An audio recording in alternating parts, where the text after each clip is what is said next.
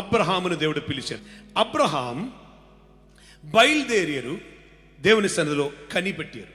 99 ఏళ్ళున్నటువంటి అబ్రహామును దేవుడు ఆశీర్వదించి బలపరచినందున వాగ్దాన కుమారుడై ఇస్సాకు వచ్చారు.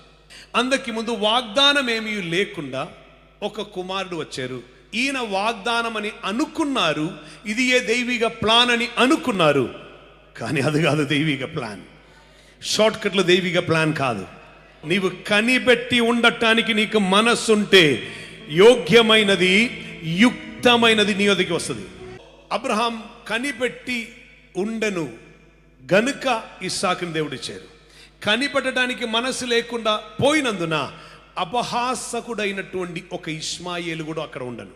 ఇష్మాయేలునకు 14 ఏళ్ళు ఉన్నటప్పుడే దేవుడు అబ్రహామునకు ఇస్సాకునిస్తున్నారు. ఈ ఇస్సాకు పాలు వీడినప్పుడు అపహాసకుడైనటువంటి ఇష్మాయేలు అక్కడ ఉండను, ఇష్మాయేలును వెళ్ళగొట్టుడి అని దేవుడు చెప్తున్నారు.